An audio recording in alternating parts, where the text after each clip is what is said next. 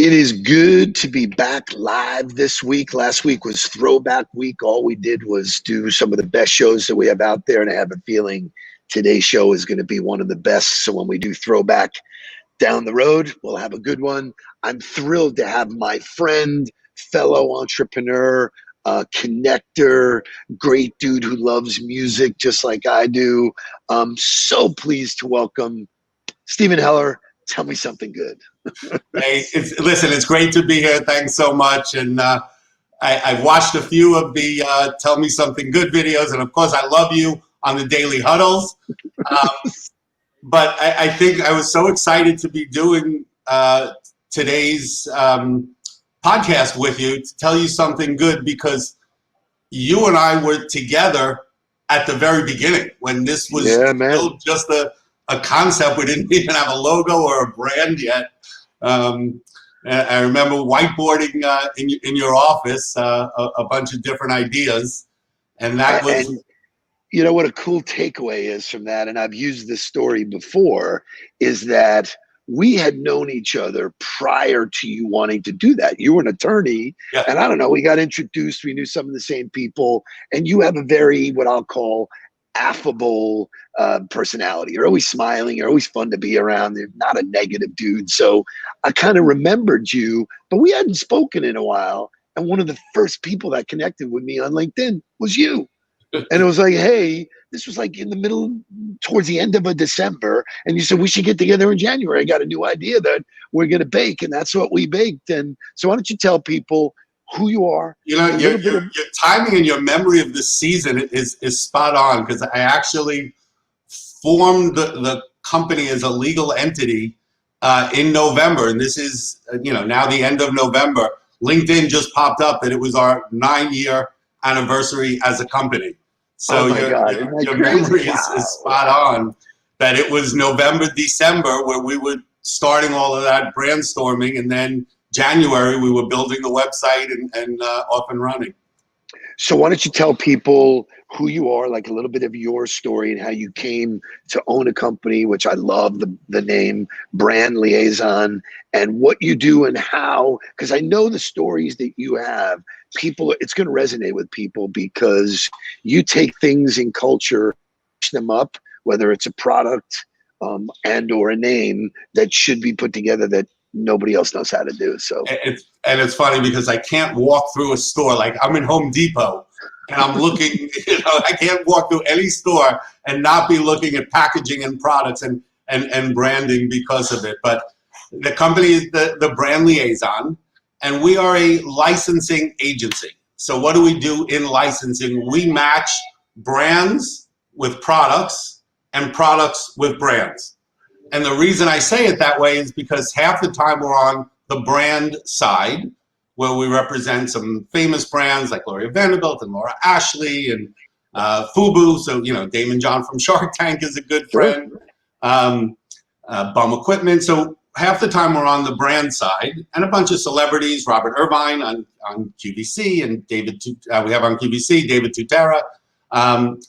So half the time we're on the brand side, and we look for products to put those brand names on.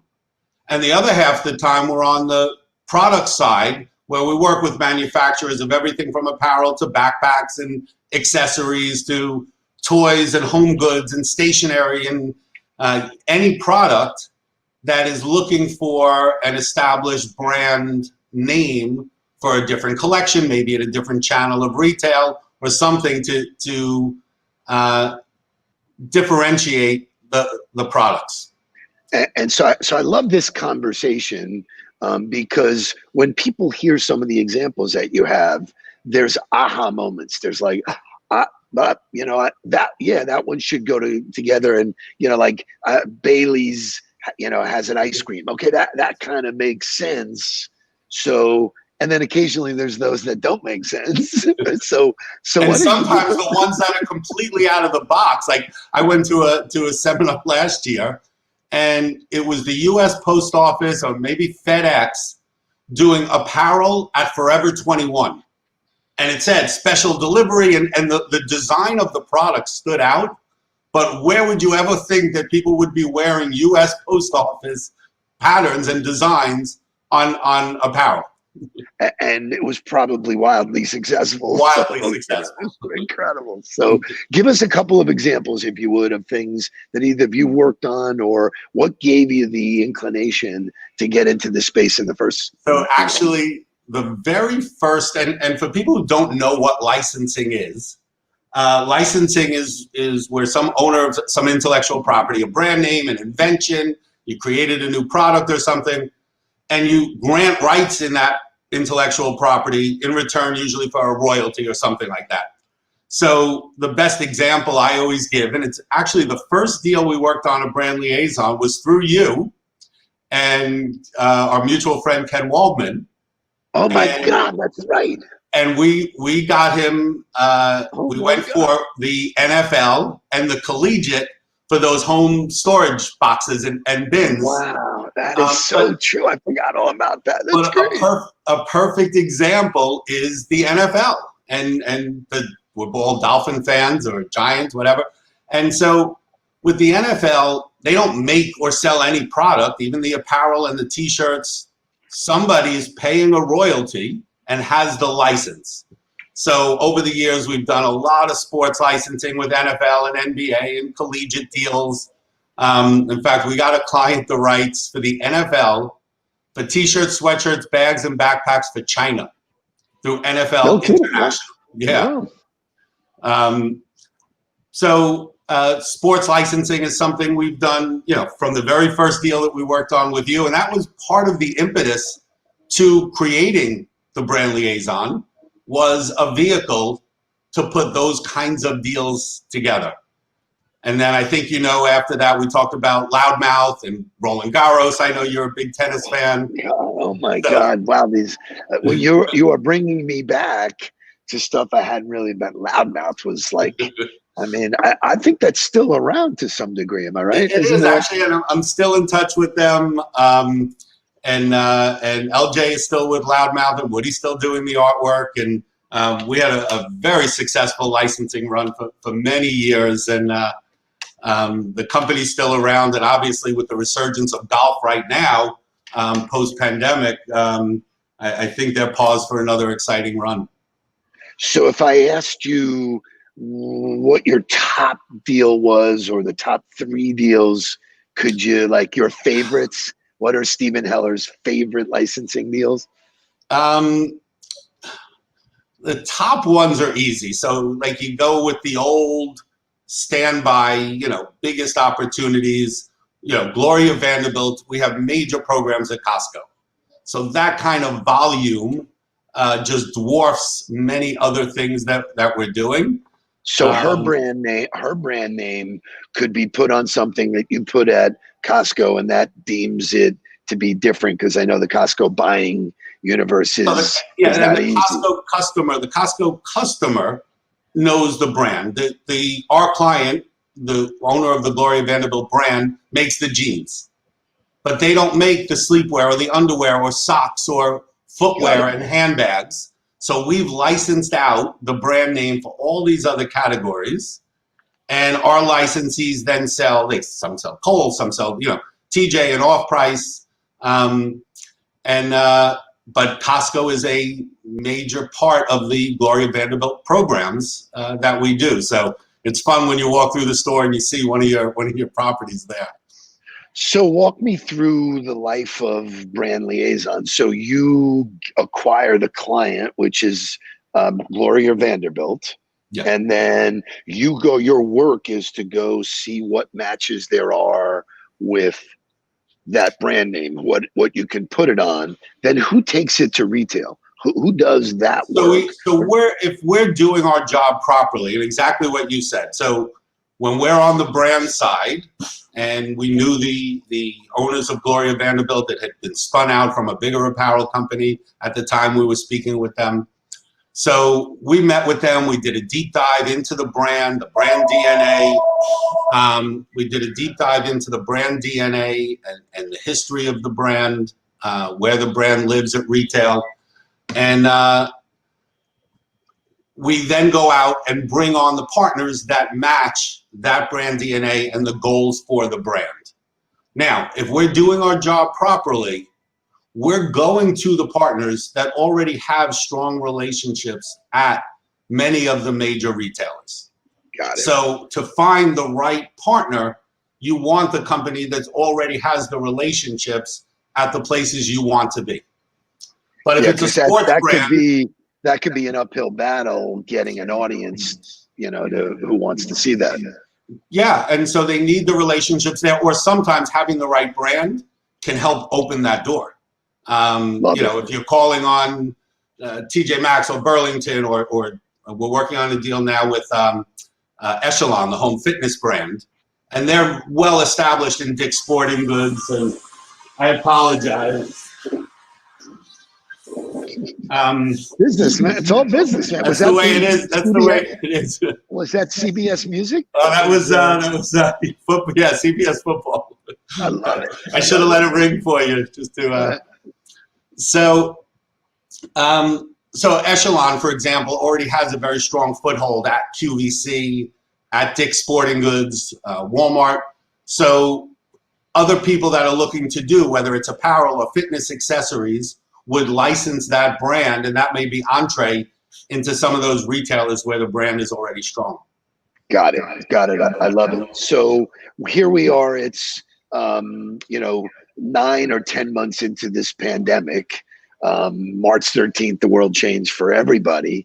I want to get your perspective on how did you deal with it, number one, and number two is what business takeaways can you share with the audience about, because retail, some is good, some is not good. It's affected product flow, manufacturing. So I think there's a whole bunch of questions that people would have, tell me something good about the pandemic. It's really interesting too. And first of all, we've, as a company, worked remotely prior to the pandemic.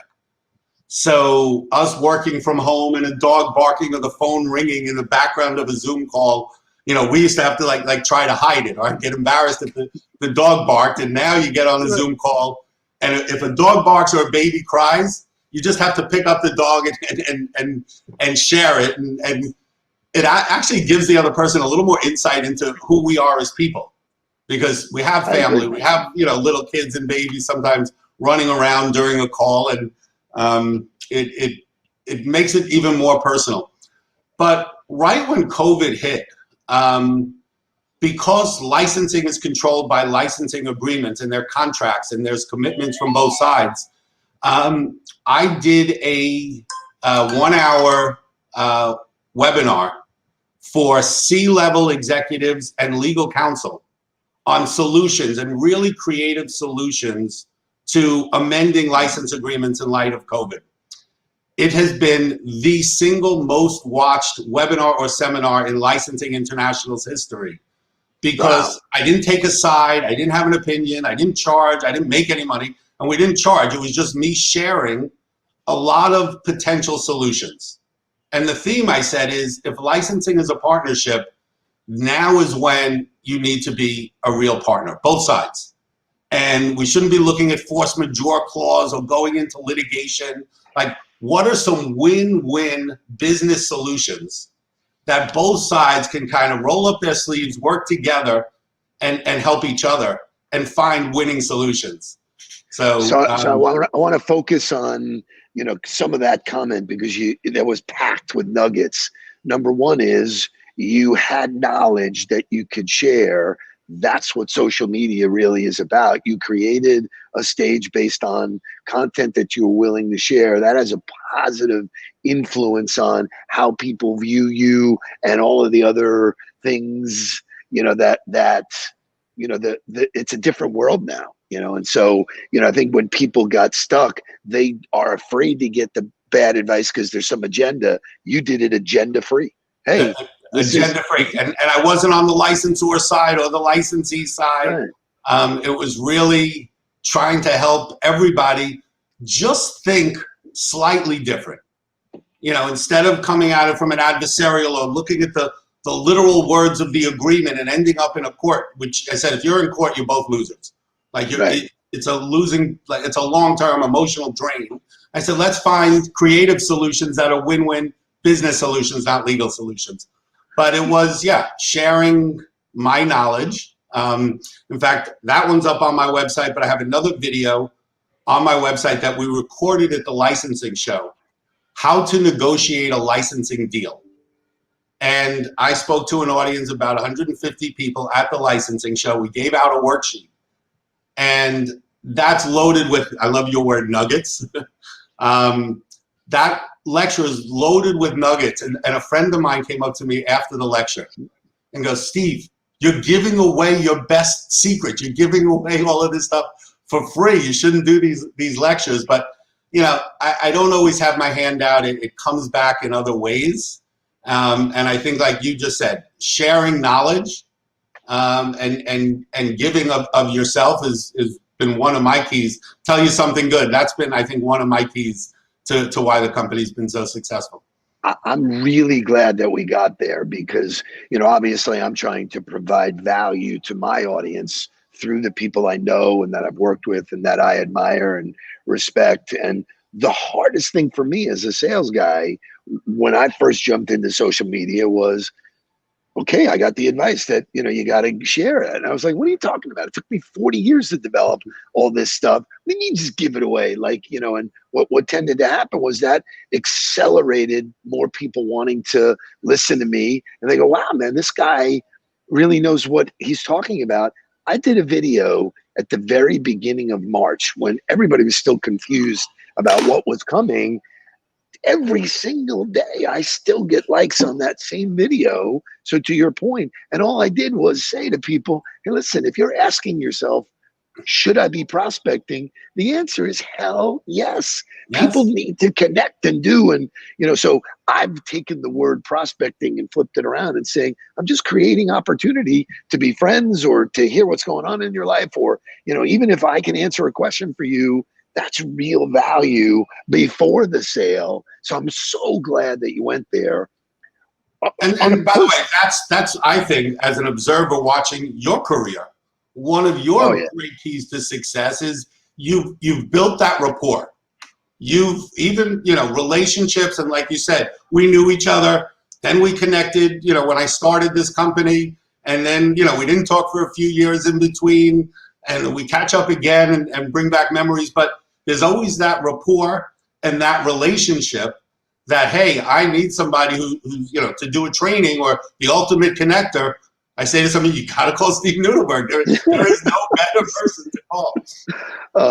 You know, and to such a degree, first of all, I'm always flattered. Thank you. But, you know, it's part of my DNA. It's part of how I operate. But it's so funny how, you know, we do the daily huddle. We too don't charge, don't do anything for it. But one of the big keys to it is music. And I write about that in my book. You know, I forgot that you were such a music fan. You reach out, boom, we reconnect. We're talking music. You're making suggestions. You're having a good time. Then the next thing, and I'm going to make you blush a little bit, I get a package in the mail just before the holidays. And it's a big tube. And I'm like, what the hell? And I open it up and it is a gigantic poster of basically a music library, which was I'm going to have framed and put up. But the fact that, you know, that there's a point there that you and I connected on music, will always be connected. Now, I will tell you that re-engaging with me, you got my wheels spinning about the people I can introduce you to. And so, you know, the takeaway for people is if you had reached out and said, hey, Steve, who do you know that you can introduce me to? Wah, wah, wah. But you reached out, music, great, boom, boom, boom. You rekindled why we connected in the first place. And now I'm doing the homework of saying, hey, listen, work from home is a good one for you. And Midas might be another one, you know, and all of a sudden you just get crazy. And it's all about relationships and credibility. And I know if I send somebody to you, they're getting the best at what you do. And because we have that rapport, you're only going to recommend me, not because we like music together, but you see the success and you know that we're going to do good things for the people that you know, send our way. So well said. So having what said relationships that, are about. I'm really glad you said that. So in our last minute or so, because I try and do these in bursts of energy, who should be reaching out to you? Like, someone's at home listening to this, or they're in their office and they have an idea or they have a brand, like, who should be reaching out to you and how do they find you? So www.thebrandliaison, and liaison is spelled funny, liaison.com. Google The Brand Liaison. At the contact us, there's an email box, or just Steven, Steven, at The Brand Liaison. I have a personal policy of responding to everyone. And by the way, I've had people come to me 4 or 5 years ago. We met at the such and such show, the licensing show 4 years ago. You told me this. And then this girl, because her website was, it didn't show who they were. And they came back. I met them at another show about 3 years later. She opened up her iPad. She goes, you told us this is what we needed to do. And she showed that they did it. Wow. So that says a lot. So who should call? If you're too early stage, hey, I just have an idea, that might be a little too early. The video, How to Negotiate a Licensing Deal, talks about when a property is really ready for licensing. But either you have a great brand and you want other products, but you don't want to make and sell those products. You want to go with someone that has an expertise. So we represent a major toy company, Jazzwares, down here in South Florida. Sure. And they have the Fortnite license and Peppa Pig and great people at that company, by the way. But, you know, if you want to have a children's toy, but again, there needs to be a compelling reason that they're going to pay you to make the toys. But toys are very hard. It's not like you're screen printing a logo on a t-shirt. So if you have a great property or a brand and you want to expand that brand, definitely reach out to us. If you have a great product and you want to add a brand name, a great example of this is we had a client that did really tough backpacks and roll bags, really strong. And we said to him, let's go get the Mack truck, the Bulldog license. Really hits home the message of that strength and indestructibility. So if you have a great product, or the last thing, and we do this a lot with Damon's properties that he buys from Shark Tank, and if you watch the way he invests, very often he looks for licensable inventions, but we represent the Comfy, the big oversized sweatshirt that was Barbara Cochran's investment on Shark Tank. But if you've invented a product or you have some great IP and you don't necessarily have the capital or the relationships to build your own company, licensing is a real fast track to get right into market, and you're partnering with someone who's established in the industry with the production, with the relationships. And you are the best. I thank you for spending time with us today.